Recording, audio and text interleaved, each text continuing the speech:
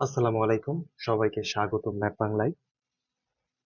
আমাদের CPU scheduling algorithm প্লেলিস্টে আপনাদের আবারও স্বাগত। আজকের ভিডিওতে আমরা আলোচনা করব লগ অ্যালগরিদম নিয়ে।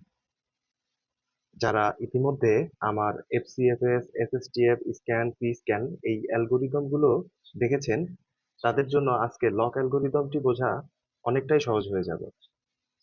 আর যদি কেউ নতুন হয়ে থাকেন, তাহলে উপরের আই বাটনে আগের ভিডিওগুলোর লিংক দেওয়া আছে। আপনারা চাইলে সেখান থেকে ভিডিওগুলো দেখে আসতে পারেন। তো চলুন আর সময় নষ্ট না করি, শুরু করা যাক। তো আগের মতো এখানে আমি কোশ্চেনটা আগে থেকে রেডি করে রেখেছি, এবং আমি যে আমাদের ট্র্যাক নাম্বারগুলো আছে, ট্র্যাক নাম্বারগুলো সর্ট করে সিরিয়াল অনুযায়ী বসিয়ে নিয়েছি। আপনারা এই নাম্বারগুলো হচ্ছে যার মধ্যে যেমন ডিস্টেন্স, ওই ডিস্টেন্স অনুযায়ী বসিয়ে নেবেন। এর কম বেশি হলে সমস্যা নাই, তবে যেমন 62 থেকে 64 এর ডিস্টেন্স কম, এখানে একটু কম ডিস্টেন্স দিয়েছি, এবং 64 থেকে 95 এর ডিস্টেন্স দিয়েছি, এই জন্য এখানে একটু ডিস্টেন্স বেশি রেখেছি। আপনারা এটা একটু খেয়াল রাখবেন। তো এখন লগ অ্যালগোরিদমটি মূলত স্ক্যান অ্যালগোরিদমের মতোই কাজ করে। আমরা স্ক্যান অ্যালগোরিদমে কি করেছিলাম, যে টোয়ার্ড হাই এর ক্ষেত্রে আমরা 50 থেকে শুরু করেছিলাম, একটা একটা করে দিতে দিতে 199 পর্যন্ত, মানে একদম লাস্ট পর্যন্ত গিয়েছিলাম। তারপর 199 থেকে আমরা সোজা 34 এর কাছে চলে এসেছিলাম। তো আমরা লগ অ্যালগোরিদমে সেমই করব, বাট আমরা 199 পর্যন্ত যাব না, আমরা তার এক ঘর আগ পর্যন্ত গিয়ে থেমে যাব। তো আমি দেখাচ্ছি কিভাবে। আমাদের এখন তো 50-তে আছে, তো যেহেতু আমরা টোয়ার্ড হাই নিয়ে কাজ করছি, তার মানে হচ্ছে আমরা রাইটের দিকে অগ্রসর হতে হবে। 50-র পরে কি আছে? 62। তারপরে কি আছে? 64। তারপরে 95। তারপরে 119। তারপরে 123। দেন 180। এখন কি আমরা 199 এর কাছে যাব? না, আমরা যদি লগ স্ক্যান অ্যালগোরিদম করতাম, সেই ক্ষেত্রে আমরা 199 এর কাছে যেতাম।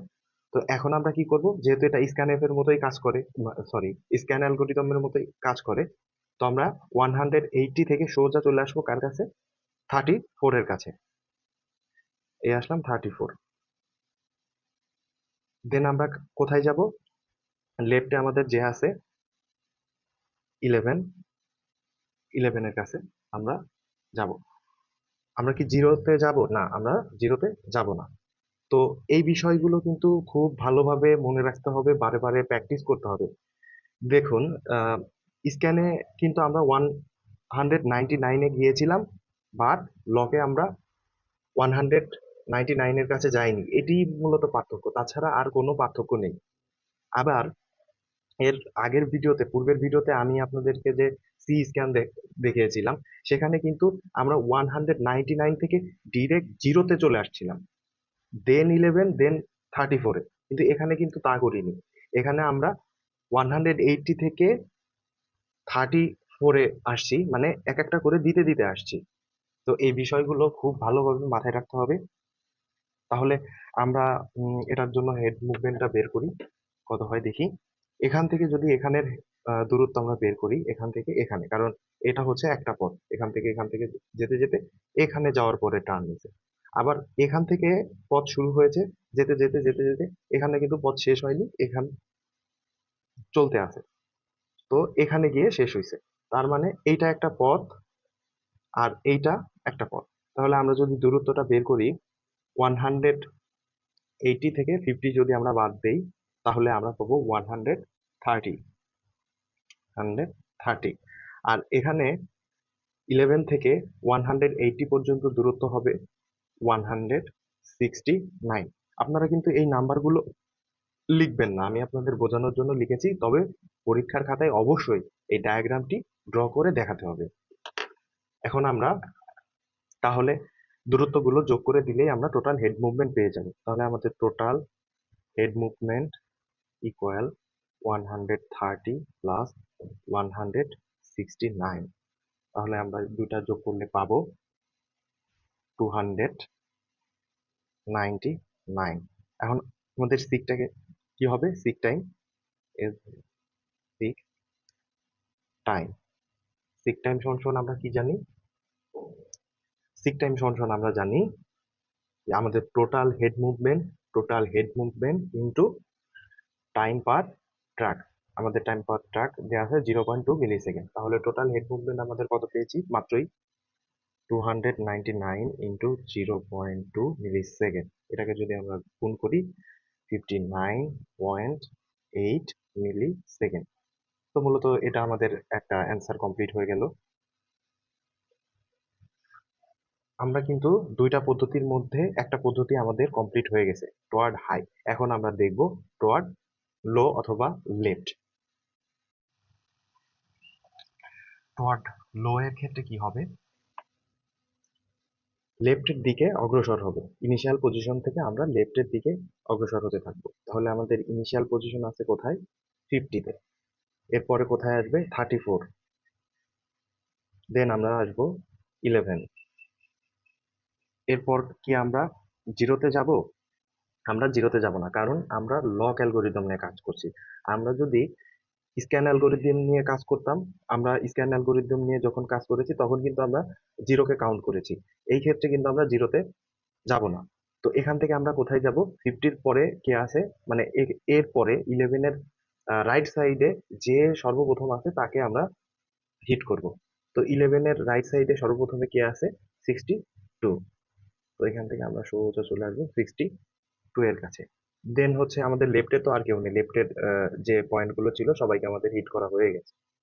তো এরপরে কি আছে? 64, 95, 119, 123, 180। আমরা কি 199 এর কাছে যাব? না। আমাদের স্ক্যান হোক বা লক হোক, কোনোটার ক্ষেত্রেই একদম সবার শেষে যে পয়েন্টটা থাকবে তাকে আমরা হিট করব না। তাহলে আমরা যদি টোটাল হেড মুভমেন্টটা বের করতে যাই, আমাদের দূরত্ব লাগবে। দূরত্ব আমরা কিভাবে বের করব? আমরা প্রথম ইনিশিয়াল পয়েন্ট থেকে যাত্রা শুরু করব। এখানে যেখানে টার্ন নিবে সেই পর্যন্ত গিয়ে থামবো। যেমন এখানে একটা টার্ন, তো এখান থেকে এখানের দূরত্ব যদি আমি বের করি, 50 থেকে 11 যদি আমি বাদ দিই তাহলে আমাদের হয় 39। আবার এখান থেকে সোজা এই পর্যন্ত একটা দূরত্ব, কারণ এর মধ্যে আর কোনো টার্ন নাই বা মুভমেন্ট নেই। সেই ক্ষেত্রে 11 থেকে 180 থেকে যদি আমরা 11-কে বাদ দিই তাহলে আমরা পাবো 169। তাহলে আমাদের হেড মুভমেন্টটা কত আসছে? এই দুটাকে যোগ করে দিলেই আমাদের হেড মুভমেন্ট আমরা পেয়ে যাব। Head movement total head movement equal 39 plus 169। দুটাকে যোগ করলে আমরা পাই 208। আমাদের সিক টাইম কত হবে? সিক টাইম ইকুয়াল 208 ইন্টু কি, এই যে time per truck 0.2 millisecond. 0.2 millisecond. তাহলে আমরা পাবো 41.6 মিলিসেকেন্ড। তো আমাদের লক অ্যালগোরিদম এখানেই শেষ।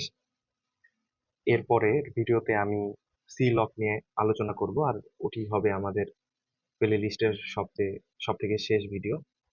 তো আশা করি আপনারা বুঝতে পারছেন। আর যদি কোনো অসুবিধা হয় কমেন্ট বক্সে কমেন্টের মাধ্যমে আমাকে জানাতে পারেন, তাহলে আমি নেক্সট ভিডিওগুলোতে আরো ভালোভাবে বোঝানোর চেষ্টা করব। তো সবাই ভালো থাকবেন, সুস্থ থাকবেন। আল্লাহ হাফেজ।